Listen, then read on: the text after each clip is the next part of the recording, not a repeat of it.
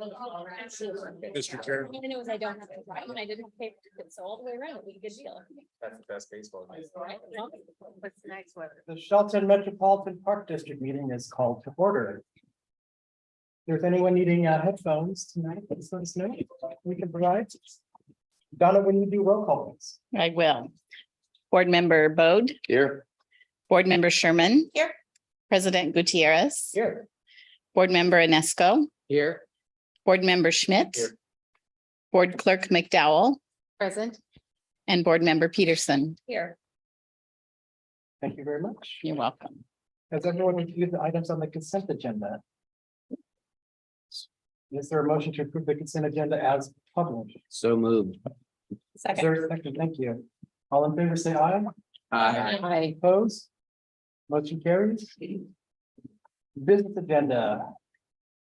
There are no business action items this evening, so we can move on to administrative reports. And we have Mark Ziegler here, Parks Board Director Mark Ziegler. Thank you, President Gutierrez, Park Board. Appreciate that tonight. I just want to give you an update on some of the progress being made by the Parks and Recreation Advisory Committee and some of the partnerships we've formed here in the community, some projects coming up. The Parks Advisory Committee is working diligently on formulating the final design for a playground project at Northcliff Neighborhood Park. So we're excited about unveiling that soon, working with some community partners and maybe some fundraising activities to help realize the development of that park that has been in city ownership since the late 1970s when it was dedicated to the city with the Terracite subdivision. So really looking forward to that project coming around and adding more amenities as we move forward in the future. April 15th, we've established a community work party at the Huff and Puff Trail in partnership with the Shelton Rotary. This is in response to some of the activities that have been going on up there that really want to invigorate and maybe re-advertise and let the community know that that trail is an asset for the community, and those that aren't familiar with it to become familiar with it or be reacquainted with that facility. So we're going to work on, city staff are going to work on grading the parking lot over spring break, most likely weather permitting. Students aren't in the parking lot. There's a little more room to move the grader around. Remove some vegetation, some of the trees that might be unhealthy. Shelton Rotary is going to coordinate that work party on the 15th, then do some litter pickup, remove some other invasive vegetation, and then work on the entrance where the student memorial is located. And the plan is to keep up on that student memorial with Abe Gardner, who everybody knows in this community, or most people know in this community. It was as his Eagle Scout project some time ago. So keep up on that. Memorialize the students that have unfortunately passed away over their time when they were in the Shelton School District, and try to also promote more activities. So I'll be working with our recreation coordinator, Jordan Crumples, and promoting some, it won't be necessarily scheduled activities, but maybe just opportunities to meet up if it's the same demographic, whether you're a runner after work or you're a mommy or daddy or me that maybe stays at home or has some time at home and you go out and push the stroller. Anyway, you can meet up with some people up at the Huff and Puff Trail and promote some more use, some more activity up there with folks that have the same common interest and maybe the same schedule. So we'll see more of that as the summer brochure comes about. April 21st, we are working with the Capital Land Trust to remove some invasive vegetation at the Mankey property, former Mankey property at the top of Turner and 16th Street. So that was the 53 acres that we obtained with the Angle property that's over on Bayview back in 2021. That property, Scotchman's got kind of out of hand up there. The replanting of that vegetation didn't take as well as we had hoped. So going to go in with a work party with Capital Land Trust assistance to remove some of that invasive vegetation, particularly around some of the native vegetation that has taken hold, some of the cedar trees and fir trees and maple trees and things like that. Give them a little more room to survive, thrive, and work at pushing back some of the Scotch broom up there. So that'll be an opportunity. And actually, both of these, the April 15th and April 21st, are opportunities for the general public to join us too. So we'll have a shuttle from the Civic Center on the 21st with partnership with Mason Transit to bring folks up to the site. On the 15th, there's plenty of parking for people to show up to the Huff and Puff Trail. And that'll be kind of an ongoing process to further provide access and use for that former Mankey property up there on the Turner neighborhood. And then we don't have dates set, but in the future, April, May, it has to be done by the end of May. We're working with the Mason Conservation District to replant the former house site over here at 218 North Fifth. So the house that was removed last year with practice burn with Central Mason Fire. Mason Conservation District has some funding to install a pollinator garden and revegetate that area, promote some, bee habitat and butterfly habitat and things like that. Also beautify that, bring it back into maybe a little more aesthetically pleasing environment.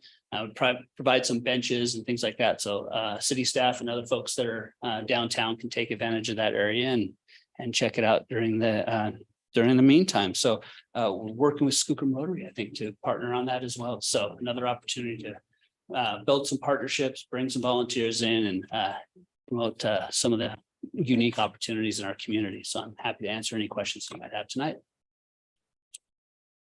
I just have a question unrelated. There's some consensus in the community that we don't have a lot for kids to do. Is there a chance that we could have a Facebook page for just Parks and Rec? That's all it is, what activities we got going on?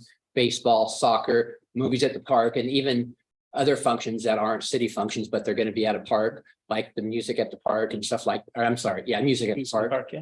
Just a dedicated page to Parks and Rec saying all activities we provide for kids. I know I've seen a sheet that maybe gets mailed with the water that shows all of the stuff that we provide. Yeah, so we have our quarterly brochure that goes out with utility bills. It's also distributed through schools throughout the county. So everybody gets at least the schools all get enough to hand out to their students.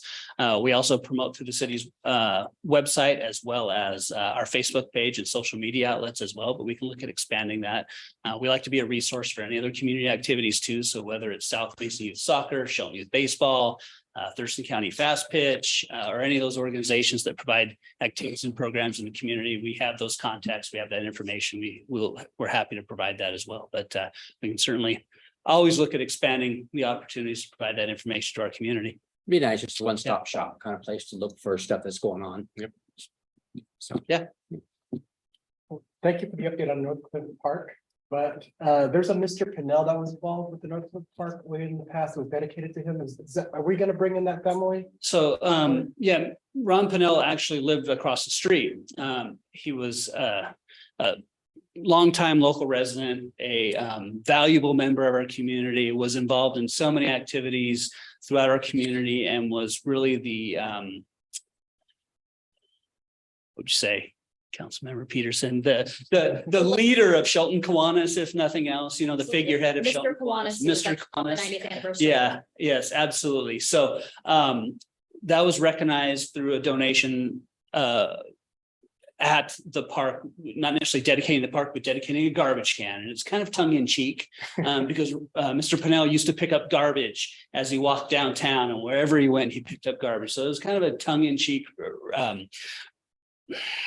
I guess memorial to him that we all thought I'm in Christmastown, Kiwanis. So we thought would be appropriate. But Mr. Pinnell was also a member of Christmastown, Kiwanis. He's a member of two Kiwanises.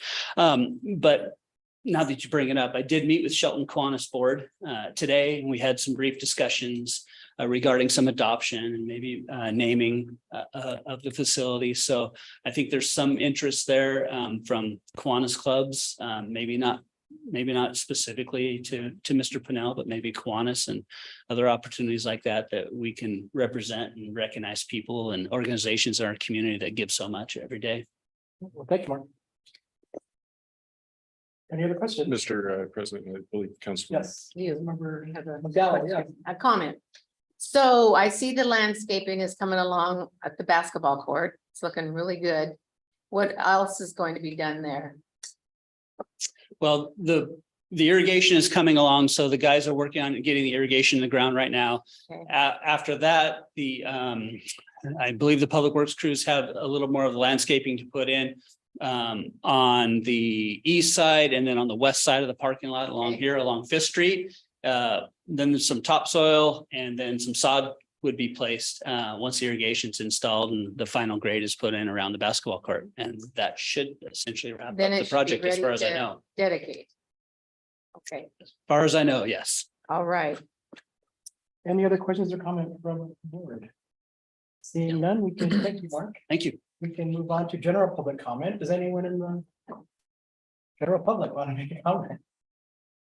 Seeing none, we'll move on to the announcement of the next meeting, which is on June 20th, 2023 at 5:45 PM, and we will adjourn at 6:54 PM.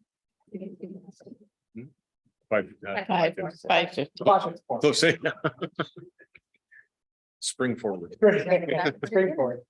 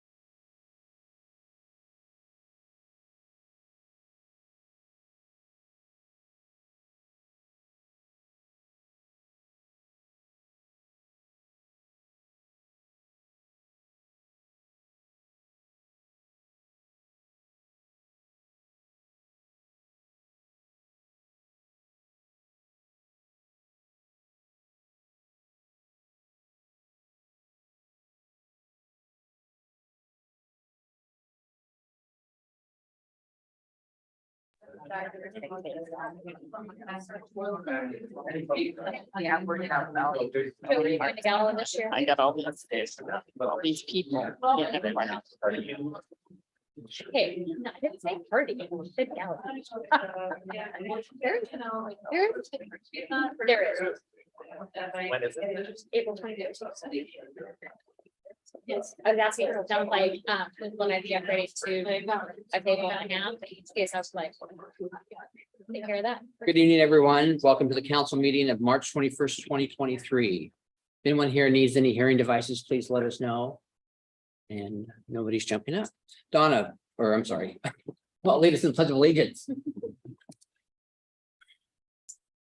Pledge of allegiance to the flag of the United States of America and to the republic for which it stands, one nation, under God, indivisible, with liberty and justice for all.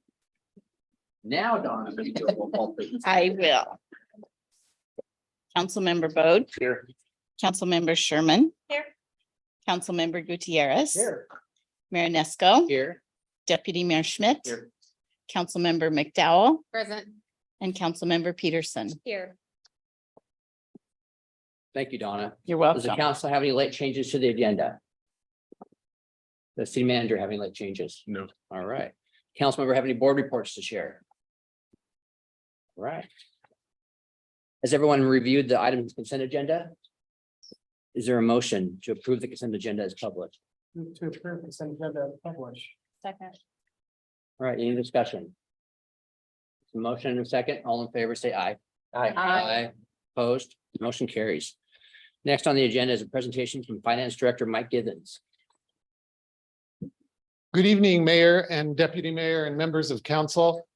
Normally, the monthly financial report has been part of the consent agenda. I proposed to City Manager Knighton that a presentation at a council business meeting regularly throughout the fiscal year might be prudent so that you have a chance to really examine parts of it. We can go over it together and highlight it in this manner, not just to make his last meeting longer, but we think it'll be informative. As you are aware, we're forecasting a 2024 general fund budget where expenditures exceed anticipated revenues. So careful analysis of the 23 financial position seems warranted. We're also working with the Financial Sustainability Task Force, who will be making recommendations about the general fund 2024 budget to the city manager. And again, it seems beneficial for council to be briefed regularly on many aspects that the task force is also discussing. So my focus for tonight's presentation will be on the general fund. As we go through the financial report analysis for the month of January, I want to remind council that it's just 1 month and out of the fiscal year. So the variance estimates we put in this are rough at this point. However, I know certain things to be true. So many elements of the variance estimates are likely accurate. I do take a more conservative approach to both the revenue and expense estimates. If anything, things could be better. Revenues might not be down quite as much in the areas we're forecasting. That's my hope. And expenditures might improve even more as the fiscal year progresses. And when I say improve, that we might back off some of them to save a bit. And I'll point out a couple of those areas as we go through. Revenue estimates are forecast to be down about $333,000 from where I had initially anticipated them to be when we formulated the budget last fall. Much of the decrease is due to lower B&O tax revenue from one of our primary payers into that system. We know some information about that. That'll need to be adjusted. We know it's probably settled to a more post-pandemic level for their business activity, and that's really the reason for that. We were basing it on the last about 2.5 years of activity, and it dropped off to be really more where it was pre-pandemic or maybe let's say June or July of 2020 when that really ramped up. The biggest unfavorable revenue categories at this point are estimated to be that B&O tax, non-city utility, sales and use tax, and then fines and penalties based on what has been received the last 2 years. Again, I'm taking a worst case scenario look at those revenue lines, and if the fiscal year goes forward, it's my hope that some of these improve, in particular sales and use and the non-city utility. I was asked to give an explanation on the percentage of sales tax received by the city. And I think if I just advance, will I come to it, or do we have to switch? So this, as many parts of Washington tax law, property tax, sales and use tax, it's a complicated formula of the split between even just what the city is designated and then what the county gets. It's probably a little bit more straightforward in our county because we're the only city within the county. But I worked this up and in a hope that it helps to explain this a little bit more. So as you know, the total sales and use tax for the city of Shelton is 8.8%. So the state receives 6.5%, transit receives 0.60%, and the county receives 0.40%. And then the city receives actually less than 1.3% of that remainder. Sales tax is distributed to the city by the state, and by law, the city receives a percentage of the first 1%, and the county also receives a percentage. So for that first 1% collected, the city receives 0.85% and 0.15% goes to the county. So that's why I say even of that 1.3%, we're still not collecting quite all of that. I didn't even add in there that the state keeps a small, I think it's about 1% as an administrative fee for the Department of Revenue. 1% of 1%. 0.1%, I should say, sorry. The voters of the city approved an increase in the city sales tax rate of that 0.1% for the collection of a public safety sales tax beginning in April of 2012. And the same revenue sharing requirement as other sales and use tax exists, where the 0.15 goes to the county, and then there's a small amount allocated to the state as an administrative fee. And then the other part of that I wanted to point out, we also put in our budget information that 0.40% goes to the county, and that's designated out there as I listed, broken up in the 0.10% increments. The county criminal justice portion of that, the county receives 10%. And then just to make it even more complex, the remaining 90% is then split between the county and the city. And so we do receive that amount also. And then the last part of it is the transportation benefit district, the 0.20% that started in 2016 and is limited to the 10 years unless reallocated by the voters, is also then dedicated in our case to the street fund, is where that revenue flows in directly each month when it comes in. And we have some detailed reports on this that I'm learning more and more about as I'm here longer, where we can pull for the financial report that we present to you. There's a portion of it in there where we talk about what percent is retail, what percent is dining, and et cetera. We get data where it's reported to us from Department of Revenue by business, amount, et cetera. So we can really kind of see some trends. And so when we're making these forecasts, we're trying to really look at the data year on year.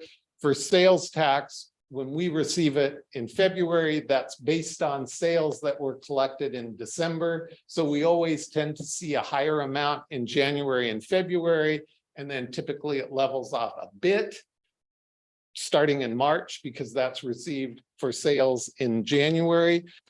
But we're not really seeing much of a change right now. If anything, sales tax is up just a little bit, and I would equate that with likely the higher prices of everything that we're seeing in stores.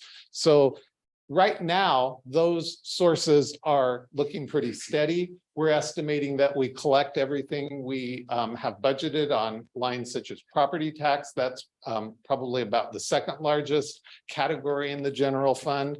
So on the revenue side of things, I don't really think it's a bad statement right now. It's just, we're going to have to keep watching it and very carefully monitoring that. On the expenditure side, 1 month into the fiscal year, it's difficult to draw any bold conclusions off of that because a lot of projects haven't been really started yet. you can see that several departments, I'm not advancing this probably very well. If I go out, this is the where we break down some of the departments. You can see that some of them have negative variance.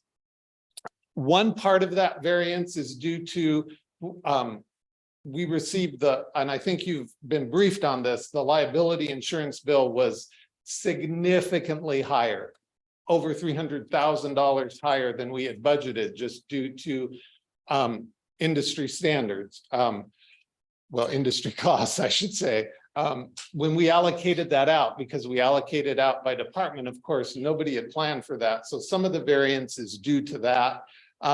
Another part of the variance is the need for a supplemental budget, which we'll be bringing to you for consideration this spring. So for example, the finance department is showing an unfavorable $101,950 due to the moving of an employee from another department. So we'll correct that in the supplemental. But this is going to be an area we just need to watch. The general fund, as I've mentioned, is facing that situation in 2024 where revenues will fall well below what our expenses are. So there are some things we can discuss as a leadership group on maybe slowing some things this year. We're not really there yet until we have a little bit more data, but we're monitoring it carefully. Towards the end of the document that we present to you, that's the sales tax comparison I was talking about. Normally, once we get into the year, you'll see the month and then the comparison to the year. In January, it's a little bit hard. Oops, I might have gone too far too fast. At the end of the document, there's the fund balances. I draw your attention to that as simply one page of the report. I, of course, pay close attention to because you can see where we're estimating the ending fund balances to be. It's 1 month in, so we're going off on primarily on the enterprise funds that we're expecting them to accomplish what is budgeted. That doesn't always happen. But as we look at that ending fund balance, one of the things I'm paying particular attention to is that we're ending above policy. In other words, that percentage threshold of ending fund is still within council financial policy, and that's still looking good even for the general fund. One place I neglected to mention on the general fund where I'm estimating that will end slightly below where we budgeted is right now. It's looking like the jail costs aren't going to be quite as high, but that's 1 month in. And we're looking a little bit ahead out of fairness because we can see what's happening in February and March. We just had a bill that's going to be paid in this week's accounts payable run from our contract with Nisqually, and it was up a little bit, but it's still less than what we were anticipating we might be spending. Now, I can't control what amount of people we might send to jail, but if it continues in that trend, we won't dip as far into the reserves or need that capacity as we had thought during budget preparation right now today. So that's the report, and I'll be back regularly and we'll keep reviewing it. Thank you. Yes. So the city's main income is sales tax, but that's only at 1.25%. We are not getting the 8.8% sales tax. Just want to make that clear because correct. There's a lot that we're collecting all the sales tax and we're not doing things with that money, but we're only getting 1.25% goes to our general fund on retail Roughly. sales in the city of Shelton. Correct. Thank you. Thank you. Thank you. All right. We're going to recess for a regular meeting, open a public hearing. City Engineer Ken Gill has details for us about the 6-year transportation improvement plan. Good evening, council. It's good to see you on this sunny day. So I wish we had our meeting outside to enjoy some of that sunshine that just appeared in the sky. So before you is something I presented to you 3 times before, and it's our 6-year transportation improvement plan. So you may be thinking, why 3 times? Why do we keep bringing this back every year? But it's a requirement for our state to do that. And there's other reasons too, but the most important reason is that you guys get to check in and see the projects that are on it are important to you. So you also get to see what projects that we'd be chasing funding or what projects that we've received funding for. So last and not least, it's the project that you'll see that will go into your STIP, the statewide transportation plan. And those are listed. Before I talk any more about projects, a big thank you to Donna for putting the public hearing in the paper. So thank you so much for doing that. And then a big thank you to Nancy Huntley. She's our statewide programming engineer. She helps me fill out all the boxes and cross all the T's so that I get it right. So that's all I had to present tonight. The 6-year tip is actually in your packet. It's this ugly looking 11M17 piece of paper that's you got to kind of squint in or zoom in to read. And I can talk about in detail on any project on this if you'd like. So for that, after that, I'm open for questions. Thank you, Donna. Has anyone signed up for public testimony on this subject? No, there isn't, Mr. Mayor. All right. Is there anyone in the audience that hasn't signed up that'd like to speak on the subject? All right, do we have a motion? I move to place resolution number 1264-0223 and the 6-year TIP attachment to the April 4th action agenda. Second. All right, comments or questions? Yes.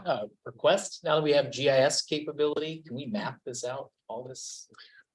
The 6-year plan? Yeah, when GIS is fully implemented, as you know, we're going through the implementation for that new program and with our new GIS analyst here that we have on staff. We are also starting the enterprise asset management piece, the component of it that will help significantly in future, but we will absolutely, once that's implemented, be able to map that for you and show it on the screen. All right. Started to comment on the Western Gateway project. A lot of people are commenting on how beautiful railroads looking and how safer they feel because they can look out and see and they have a really clear path to get the Safeway or wherever they need to go. So thanks, Ken. You're welcome. I'm really looking forward to getting it paved. I'm tired of the bumps. Any more comments or questions? All right, we have a motion and a second to place resolution number 1264-0223 and the 6-year TIP attachment on the April 4th, 2023 action agenda. All in favor, say aye. Aye. Opposed? Motion carries. Thank you. This public hearing is closed. We'll resume a regular meeting. Senior Planner Jason Doses information for us regarding an intent to annex. Thank you, Mayor, members of the council. Before you this evening might be a familiar concept based on the Peacock Ridge annexation we just completed last meeting. A notice of intent to annex a currently vacant piece of property, 40 acres located south of Island Lake. There's a graphic up on the screen there, south of Island Lake, north of Shelton Springs, roughly northeast of the Huff and Puff city property. This is the subject of a 36 lot subdivision currently being reviewed by Mason County. The project would access through city limits through the Shelton Springs subdivision. They would be using city water and sewer. As they moved through the process, the decision was made basically that they should just annex to the city. Since they're contiguous to the city, we'd be receiving all the impacts. So the applicant has applied, submitted this notice of intent as is similar to the last process we went through. At this point, there's no official request before the council. We're just making the decision. Does the council agree with the configuration of this? And again, it is a single owner property. So there's 100% of the property owners are in favor of annexing. And would we want the property to assume any city indebtedness? And from staff side of things, the answer to both questions are yes and yes. And we are recommending the council agree and place the resolution on the action agenda for the council's meeting on April 4th. Thank you, Jason. Donna, we have any public comment? No, we don't, Mr. Mayor. Anyone in the audience that has not signed up that'd like to speak on this? All right, do we have a motion? Move to place resolution number 1268-0323 on the city council action agenda for April 4, 2023. Second. All right, comments or questions? All right, we have a motion and a second to place resolution number 1268-0323 on the city council action agenda for April 4th, 2023. All in favor, say aye. Aye. Opposed? Motion carries. Public Works Director Jay Harris has information for us about a water reserve storage option. Good evening, Mayor, Deputy Mayor, Council, Jay Harris, your Public Works Director. So water reservoir storage options. At our last meeting, I spoke about this. We have a couple million gallons worth of water in reservoirs sprinkled over the city, 5 different reservoirs. Oldest one was built in 1950. Newest one was pretty recent, 2018. We don't have adequate storage in our reservoir system. We're having a problem with new development and new connections. And so the comprehensive plan, the water comprehensive plan, which will be coming back to you soon, has a bunch of different projects to increase the reservoir storage in the city. We wanted to bring in a consultant, BHC, to look at the storage options from the comprehensive plan and make sure that maybe we might move in a little different way rather than a bunch of little reservoirs in the future, maybe put in a larger one, up maybe sort towards Sanderson Field, that sort of thing, and get out of some of the smaller reservoirs. In total, we need a couple million gallons of storage in the 20-year water comp plan. And maybe we accommodate in that in different ways is what we're thinking. Also, that we're thinking that maybe like the high school tank is nearing end of life, 1950, likely it should probably be brought offline. If so, when? We have some divers going in there. We have an RFP out right now for some tank divers. They go in and evaluate the corrosion on the inside of all the reservoirs. And then they also clean out just a little bit of sediment in the bottom. They vacuum it out. And so then we get pictures and a report back from them. So anyways, we also want to look at the potential of the Port of Shelton water systems, one at Johns Prairie and another one at Sanderson Field. They got a couple tanks, couple of wells. What would happen if the systems were interconnected, maybe for emergency purposes, maybe for longer term, planning purposes, for some industrial growth. We have some water rights that are available, and we could probably serve those areas maybe a little bit better in the future. So we've been having some conversations with them. We just want to see how it works in a model. And so the estimated cost for BHC to complete this option study is $79,985. And that's the end of my staff report, and no changes since the last meeting. Thank you, Jay. Donna, do we have any public comment? No, we don't, Mr. Mayor. Anyone like to speak on this issue? All right. May we have a reading of resolution 1265-0223? Resolution number 1265-0223. A resolution of the Council of the City of Shelton, Washington, authorizing the city manager to sign the work order with BHC Consultants LLC for a water reservoir storage options study. Thank you, Donna. Do we have a motion? Move to adopt resolution number 1265-0223 as presented. Second. All right, comments or questions? Mayor Nisco, Yes. I left you hanging at the last meeting too. I asked council, when was the last earthquake in this area? And it was in the Nisqually quake in 2001. Real quick, that was 6.8 magnitude, shook for about 20 seconds, depending on where you were.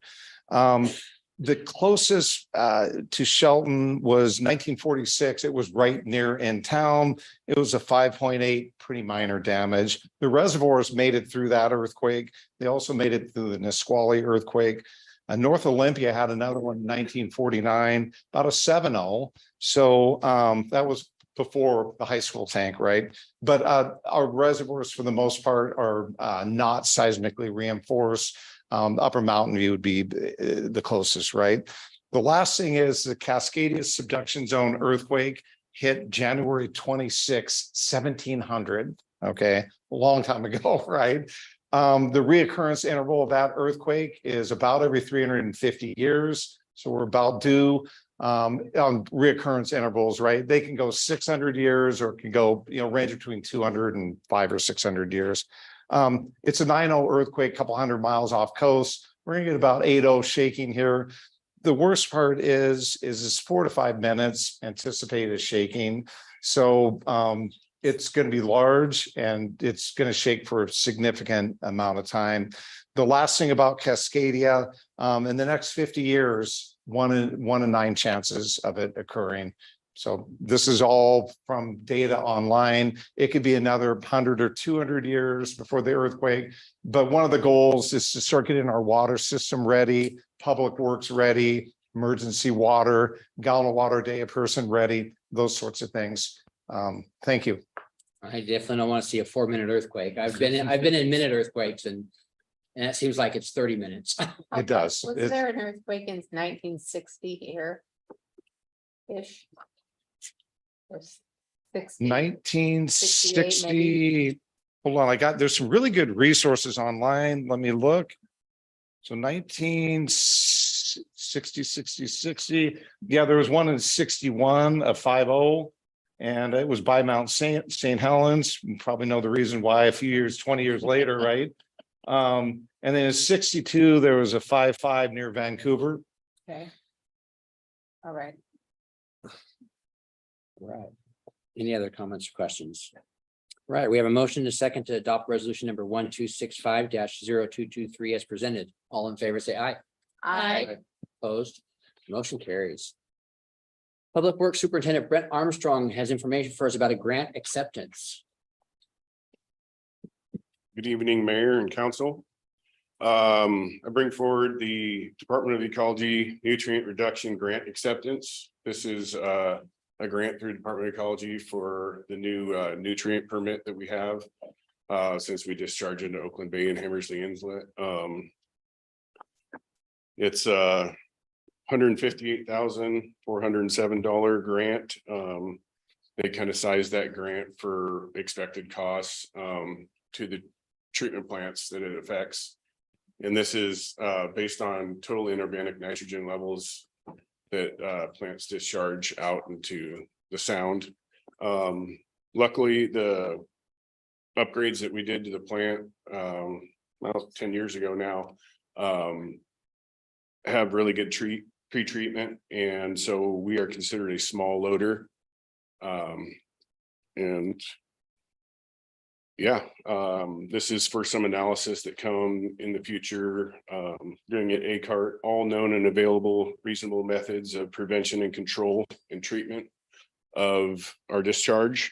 And this also pays for some of the additional lab monitoring that we need to do, along with those reports and a few equipment purchases if we need to implement them. And we are recommending that we waive the 3-touch rule and adopt this resolution. Thank you. We have any public comment? No, Mr. Mayor. Anyone in the audience want to speak on this issue? Sure, I would. Okay.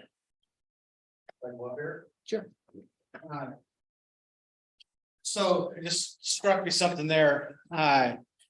So this grant that we have, and we're controlling the flow into Oakland Bay.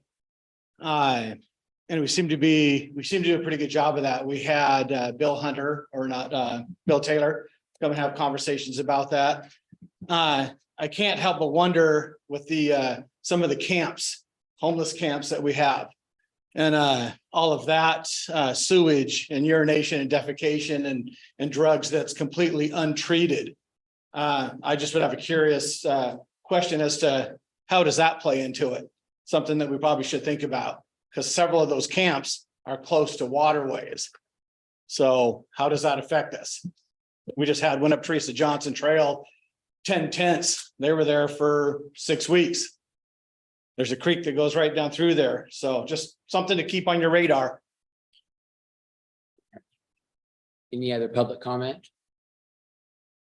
Donna, maybe we're reading the resolution number 1267-0323. Resolution number 1267-0323. A resolution of the city of Shelton, Washington, accepting a nutrient reduction grant from the Department of Ecology and authorizing the city manager to sign the funding agreement and other related documents as needed. Thank you, Donna. You're welcome. We have a motion.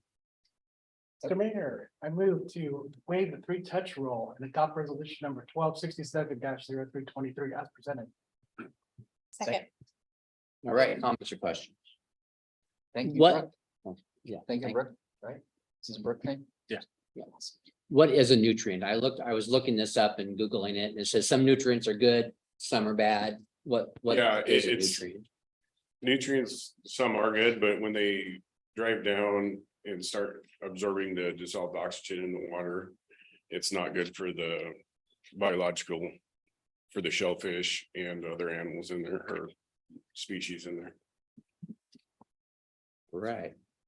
Any other comments or questions?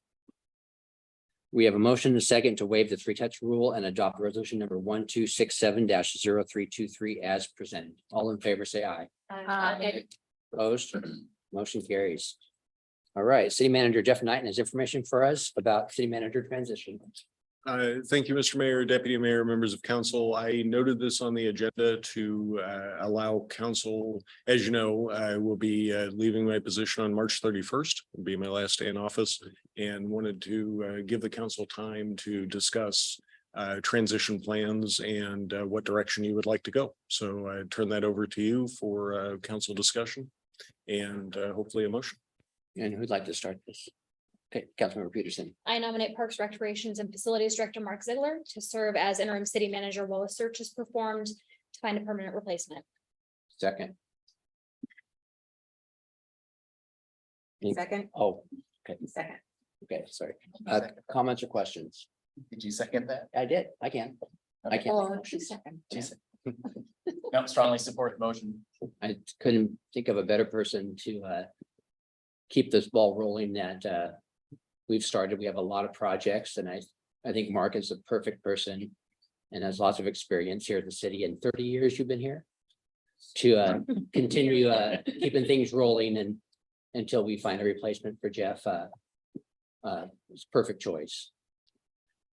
I remember Mark when he came All right. a long time ago. Any other comments or questions? Mark, would you like to speak? Yeah. Appreciate that. Just over 29 years to be clear. I think it'll be 30 in September. For those counting at home, right? I know I look a lot younger than that, but the one benefit about Jeff being here is, Right, you're my final form. yeah. Right. Yes, exactly. I just want to thank the council. I want to thank Jeff. I want to thank city staff as well. This great opportunity, I think, to help in the transition here at the city of Shelton. I think I want to be a resource for the community, our staff, and our partners. I think in the 29 and about half years here, we've built some relationships in this community that I can continue on and continue to be a resource for us in the future. This is my hometown. It's where I grew up. It's an honor to serve this community and continue what we're doing here and leading the way and bringing the vital services that are necessary to the city of Shelton. So I'm just honored to have this opportunity and serve the council and my community. So thank you so much. Thank you, Mark. This is an action item. Is anyone in the audience like to speak on this? All right. We have a motion in a second to appoint Mark Ziegler as our interim city manager until a replacement is found. All in favor, say aye. Opposed? Motion carries. Thank you, Mark. All right. Jeff, will you give us a city manager report? Sure, a couple things I want to mention. It's spring. I'm sure everybody's happy about that. I know I am. Get to see the sun, so that's fantastic. A couple other things. Wanted to mention that Leandra Sharp, who is a member of our Human Resources Department, graduated from the Northwest Women's Leadership Academy that is developed and put on by the International City Managers Association, the Washington City Managers Association. It's a leadership development tool. She graduated from that and did a great job and learned a lot and is looking forward to progressing in her career. So that's great news. It's second member of the city team that has graduated from that particular leadership training. So very proud of her. And as we just talked about, this is my last regular meeting. I've enjoyed it. I'm glad to be able to work with several very dedicated council members and with the city team here that is incredibly dedicated to the community in improving things and making this the best place it can be. With that, I guess the only other thing I wanted to mention, next Tuesday will be a study session. Where you'll be discussing B&O tax and business licenses and kind of how those two things interplay. It's really a code cleanup more than anything else. We're not changing rates or suggesting we change rates or anything at this point. But there are some gray areas in the code that we want to make sure are clear so we can support our business community in that way. And that's all I have. Happy to answer any questions. Any questions? We'll get you next week. We'll embarrass you next week. All right. At this time, members of the public are invited to make public comment on any topic that's not listed on the agenda. Donna, do we, anybody interested in public comment tonight? We do, Mr. Mayor. Our first speaker is George Blush. How we doing, council members? My name is George Blush. I'm a City of Shelton resident, downtown business person. I sit on a bunch of different boards around here and I like it here. My daughter Annabelle received the Olympic Middle School Student of the Trimester Award today while at school. And I was really proud of her today. You know, that was one of those things I got to look at her and smile. Got to take her to Dairy Queen for ice cream. Her belly shuddered and after that, so she didn't call me tonight. But last weekend, I couldn't let Annabelle walk a half a block from my shop to Fat Cat Coffee Shop. The reason she couldn't was because there was a person using drugs in the corner between the shop and Fat Cat. Annabelle deserves better than that. My daughter is a good kid who does good things and is involved in the community just as much as I am. What I want to bring to your attention is on Monday, the Lakewood City Council passed the Sydney ordinance that would criminalize dangerous drug use in public. All Schedule I narcotics like meth, heroin, and fentanyl use are now a gross misdemeanor, punishable by up to 364 days in jail, a $5,000 fine, or voluntary treatment. Other cities have followed suit, and I think we could save lives and clean up our community by doing the same. The narrative that we have a homeless problem that is creating the garbage, human waste, and drug paraphernalia is wrong. Most of the problem is criminals who know we do not have laws like this in place, exploiting the loopholes in our system. It's time we protect ourselves, protect our children from these criminals, and clean up our city. I know we all want what's best for our city and that we deserve better. Our kids walk around downtown. I watch your kids walk home when I'm going to pick up my daughter from school. You know what I mean? Joe, I've seen your kids downtown waving signs a million times over the years. You know what I mean? I'm sorry. Kathy, your granddaughter and your great granddaughter walk around with the shopping cart or with the stroller all the time. You know, you love seeing them kids out there doing that. Sharon, your kids' pictures up at my shop, you know what I mean? And they all grew up here and we want to keep it that way. We want to keep it, clean it up. So something simple like this is just a matter of getting in touch with Lakewood, looking at the rule that they created, bringing it here and figuring out how we implement. You know, this is just a fair move for everybody in our city. And I'd love to see us all start working forward for things like this. Thank you. Thank you. Our next speaker is Athena Ayers. Good evening, City Mayor, Deputy Mayor, and council members. As most of you know, my name is Athena Ayers. I'm the Executive Director for Community Lifeline of Mason County, serving homeless individuals without children for all of Mason County, not just for Shelton. Before I get started, I wanted to say a farewell to City Manager Jeff Knighton and just appreciate you for all that you've done for us. And while we're sad to see you go, we congratulate you on your new position and wish you well. I also wanted to thank the city for supporting us in our project proposal to Senator Murray and Congressman Kilmer. And as soon as we have any updates on that, I will let you know. We did achieve the letter of support from the county as well, and several of the service providers in our community. So we were super excited to have everybody's support. The reason I wanted to come up and speak today is very similar to what George had to say. And I appreciate you sharing that story and reminding us, you know, that we're all part of this community and we do have children and family members and people that we love and care about here that we want to see be safe. And on that subject, I'm looking at the city's strategic goals for 2022 and 2025. And number 2 of 3 of those goals is community safety. And it might be intentional that this is broad and kind of vague. But under community safety, there's not a whole lot that really defines what we're talking about and what community means. What part of, are we talking about the entire community? Are we talking about a piece of the community?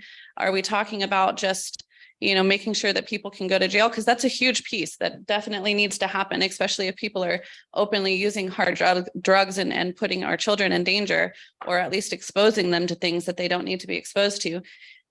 But I think we also need to acknowledge that having nearly 500 documented homeless individuals sleeping on the street is a huge community safety concern, not just for the people who are sleeping on the street, but for the rest of the community that then has to worry about whether or not their feces and urine is getting into water supplies, and whether or not people are openly using drugs for whatever reason that might be on the streets, or whether or not people are, you know, camping in places that they really shouldn't be. And most of them don't want to be out there. In fact, one of our clients was just found deceased last night. And this is something that continues to happen. And I've brought this to your attention, and I know that we're trying. I just think that we need to have more definition around things like this that say community safety and what that really looks like. Thank you.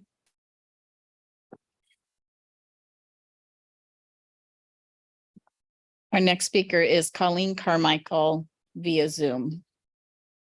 Good evening. I'm Colleen Carmichael, and I'm the Executive Director for Quixote Communities. I want to talk about criminalization of homelessness as not being effective or cost effective. As an example, in March of 2011, sit-lie laws were enforced in San Francisco, and 60% of the businesses said there was no reduction in loitering. 90% said the sit-lie citations were issued to repeat offenders, and of those, 4 people received more than half the citations, and 2 of those 4 people spent a week in jail. 27% of the jail population is homeless people who did not commit a crime except not having sufficient money to pay fines. In the meantime, the homeless count continues to grow every year, and so does the number of people waiting for housing. Criminalization policies make homelessness harder to exit. Arrests, unaffordable tickets, and criminal convictions make it more difficult for people to exit homelessness and get back on their feet. A misdemeanor conviction can make someone ineligible for subsidized housing, and criminal records are routinely used to exclude applicants for employment or housing. These barriers to income and housing can prolong a person's homelessness and even make it permanent. Moreover, fines and court fees associated with resolving a criminal case can amount to hundreds or even thousands of dollars. The criminalization of homelessness creates a costly revolving door that circulates unhoused people from the street to the criminal justice system and back. I'm going to remind you again that chronic homelessness can cost taxpayers up to $35,000 per person per year, including the cost of legislating and enforcing criminal ordinances. Incarceration on average costs $45,000 per year. Communities that criminalize may face expensive lawsuits and could lose access to federal funding. The cost of permanent supportive housing per person is approximately $15,000. A study of chronically homelessness individuals in Seattle found that costs decreased by 60% per individual after 1 year in housing, even after factoring the cost of providing housing and supportive services. Many other studies have shown similar results. The cost of criminalizing unhoused people far exceeds the cost of housing them. Housing people saves money. And let me just echo with what Athena said. Jeff, it was an honor to work with you, and I appreciate the efforts you and the city council have made towards homelessness. I'm going to reiterate one more time, housing is the way to get through this. And we're willing partners and happy to create whatever plans are necessary to do that in conjunction with the other providers. So thank you for the opportunity this evening.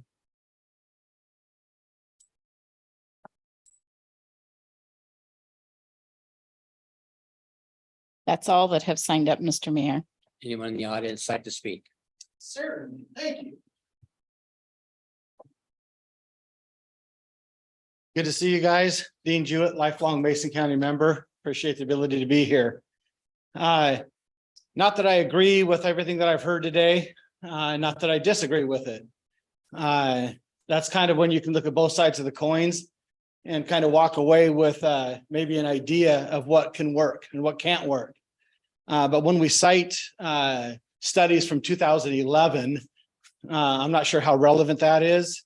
We're not San Diego, we're not Seattle, we're Shelton.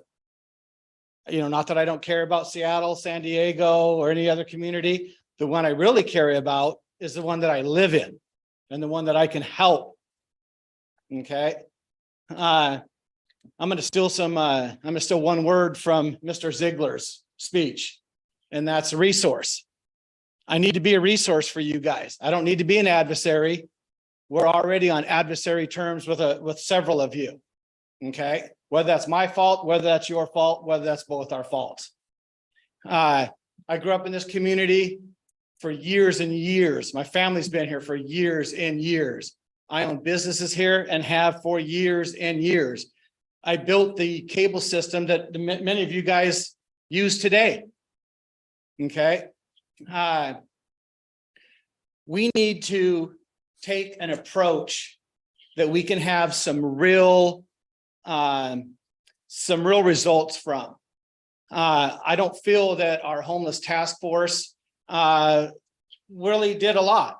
I mean, we had some conversations. I'm not sure what really good came out of it. I guarantee you that it's not putting lockers up downtown though. You put a locker up, anybody ever watch Storage Wars? Okay, you come across somebody's personal belongings, how long do you have to keep that? So the $110,000 a year that the lockers are going to cost us, that's an upfront cost. What about the back behind cost? Why don't I come and pick up my equipment or my stuff, and it just sits there and hangs and hangs and hangs. Those are hidden costs that will double that cost. Obviously, I feel, and if you look at Monroe, they have a no sit, no lay lie law. It works. Nobody can be within 150 feet of a business and cause a negative behavior. You go and look at the alcoves. You go look at poor, and I'm going to say her name, Holly Cahoon, one of the hardest working, nicest ladies that I've ever met. That's a downtown business icon. And the stuff that she has to go through on a daily basis is embarrassing. You know, our police officers or police people put a camera in for them. Does anybody even monitor it? Thank you. Anyone else in the audience like to speak? I will.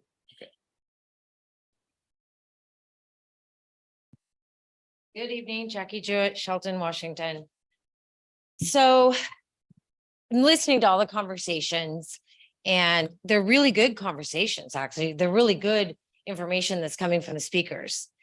And so part of my thinking is,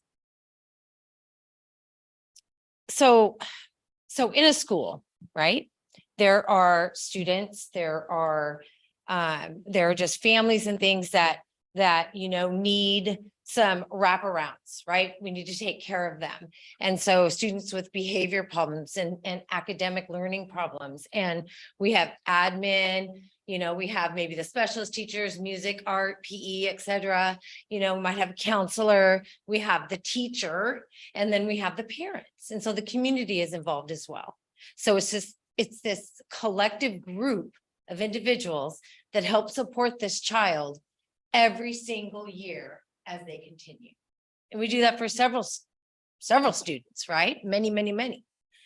So my question is, why can't we have a variety of people who love our city and want to see our city thrive and look nice, quite frankly, to be beautiful again?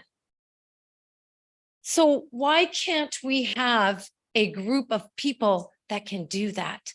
So to make plans, brainstorm, make plans, actually implement. There are so many good ideas. There are so many things we can do. Not one person can come up with a solution. It's going to take a doggone village. And so we need that village. We need to come together and figure out what we are going to do. And these people that we're talking about, they're people and they do deserve that. We just don't have the resources. But there are so many other ways that we can begin to help in addition to what is already being done. So Dean mentioned the task force earlier, and that was about a 12-week deal. We need a group of people, a committee, an advisory board. This is an ongoing thing. It's not going to go away. And our homelessness is increasing. So we need to step up to the plate and take care of all of our citizens here in Shelton. And we can only do that by working together. Thank you. All right, anybody else like to speak? General public comment. All right. Does the council have any new items for discussion?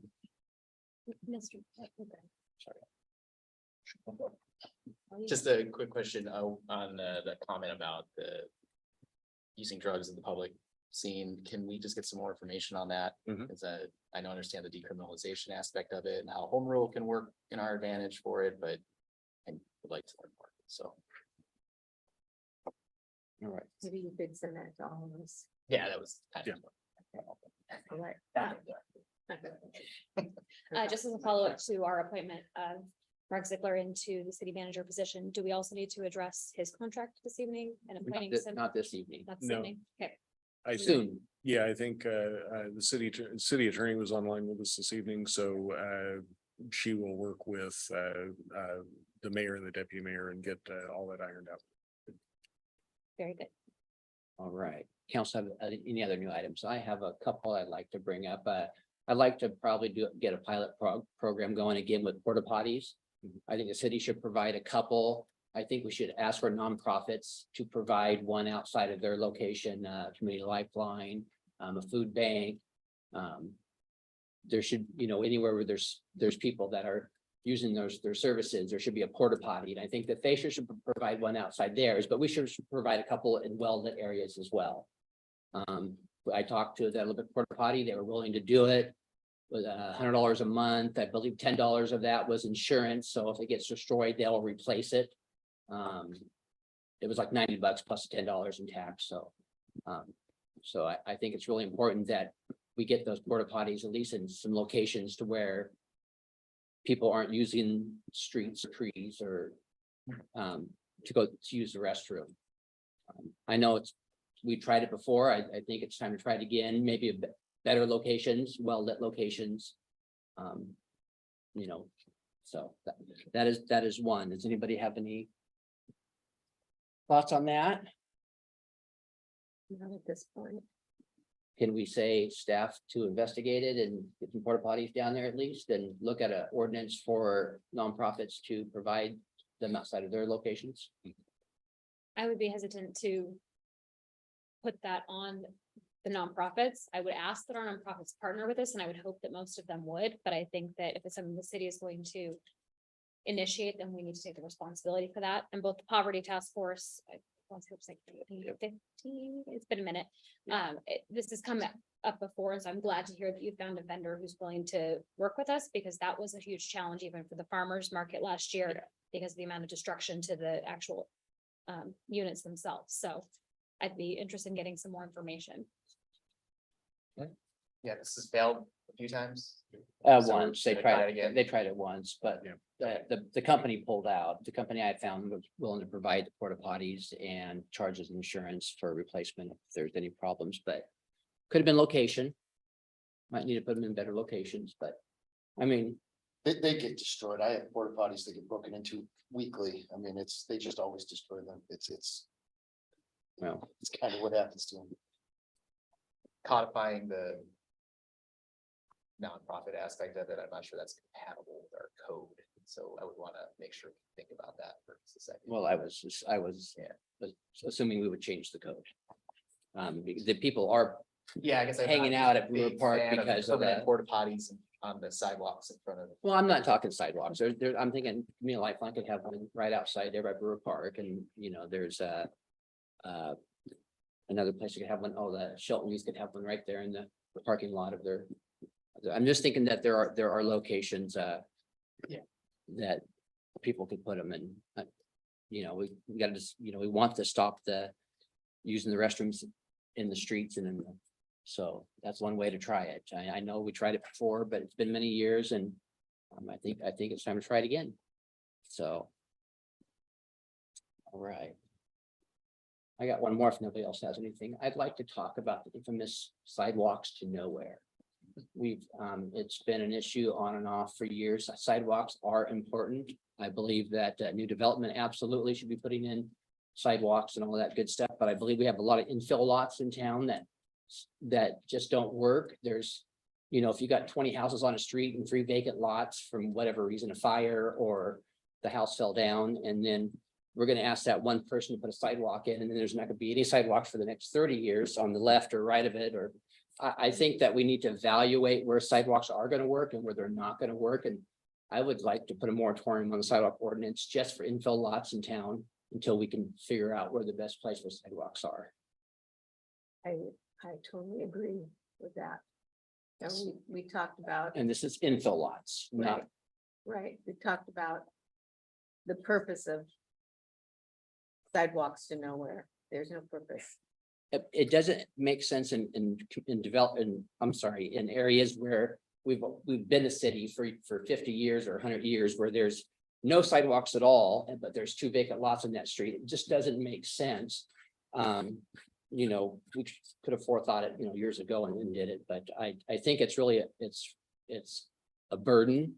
It's not gonna work on a lot. I drove around and looked everywhere this last week, where I just go, we're gonna have one sidewalk on this one street if this guy built a house here. I've been to locations where there's houses that are on the street. There's just no way that house is gonna fall down before we have a straight sidewalk.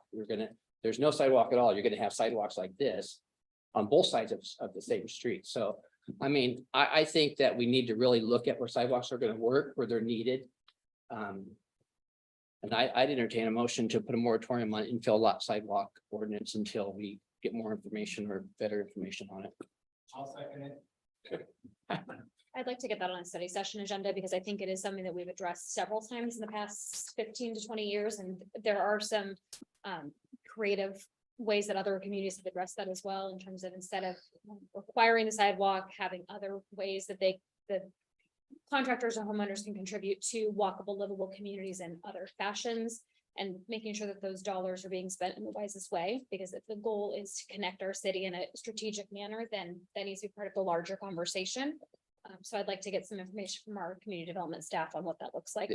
And of course, our building community as well. There's been several study sessions over the last 20 years on sidewalk to nowhere.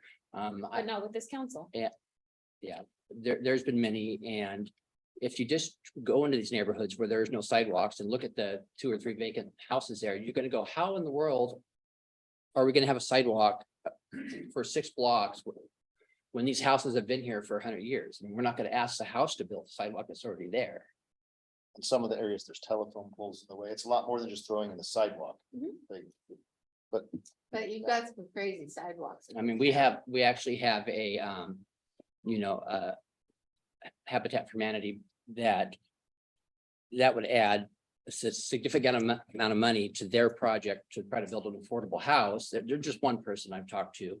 And the only sidewalk on the whole entire side of the street will be right in front of that house, or those 3 houses maybe.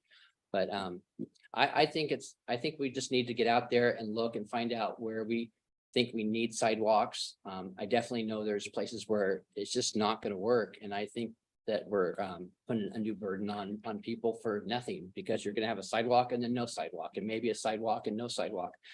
Like I said, absolutely new development, new neighborhoods need to do that. But I think the infill lots where there's already houses, we need to put a break on it. And then, yes. I won't say exactly where it is, but this is the way it is. So you come across the street, you're on a sidewalk, come across the street onto grass, no sidewalk. You walk a ways, there's sidewalks. And then the sidewalk ends and there's just grass. And then you go around a little bit further and there's a sidewalk, but it's not really a sidewalk. It's kind of tied into a driveway into the facility. You tell me what that makes sense. So Like what I we said, can, or our arterial roads all have sidewalks, or, we can get uptown south, we can get uptown north. We can get around downtown. But I just think some of these residential neighborhoods that are old, it's just a burden. I think it's a burden on the person trying to build that one house that will fill that street up, or that 3 houses.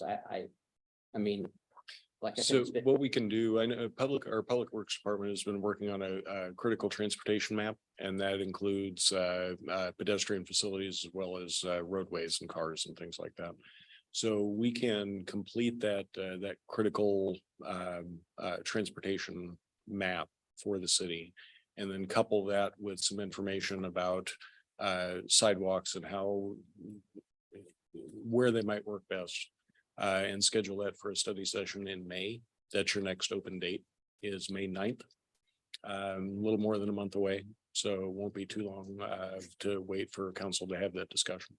So for somebody trying to build on some of these lots at this moment in time, can we tell them that may be a condition that could be released later? We can tell them that the council will be discussing it on May 9th, but whatever comes out of that study session will then have to go and be updated in the code before, people that work for the city when they're reviewing development, they have to follow the law as it is written.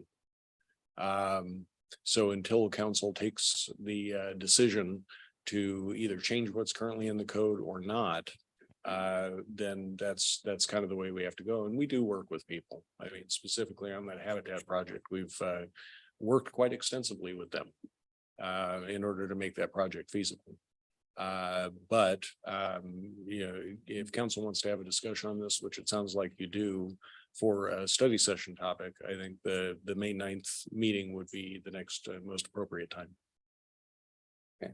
I think that there has been a moratorium on sidewalks before, so that's why I thought maybe we could just put a moratorium on them until we figured it out. Well, the part of it is, that was in the residential, and then this property specifically, we're talking about habitats in the CRV.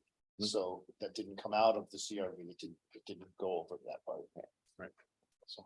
And Jeff, when we get that information from staff, we also specifically look at how that dovetails with the Safe Routes to Schools program and some of those other pieces that are tangential to that conversation. Absolutely. Thank you. I'm worried about inequity in how we look at sidewalks, because historic district has sidewalks, and where I live in Guadalupe doesn't have sidewalks. So I have concerns about the sidewalk issue. I mean, ideally, we'd have sidewalks everywhere that were porous and critical to our water into the bay, but are we gonna, if we open this up, we're gonna look at sidewalking everything or nothing, so I think we have to be ready for that. There's we will think about all of those things. A big component of it is our phase 2 permit, right? For stormwater, because the curb and gutter direct stormwater to where it needs to go to be treated before it goes into the bay. And I agree, but that's not gonna work in some of these neighborhoods. There's But not gonna be a sidewalk. Right. Other than maybe one. When I mentioned that as an illustration of all the various things that we have to think about to bring policy options to you to consider, so that we make sure that we share the upside, the downside, what are the risks of each decision, what are the upsides of each decision, so that you can make a appropriate call for the community. Thank you for bringing that up, Mr. Mayor. Okay, any other items for discussion? Our next meeting is scheduled Tuesday, April 4th at 6 p.m. We also have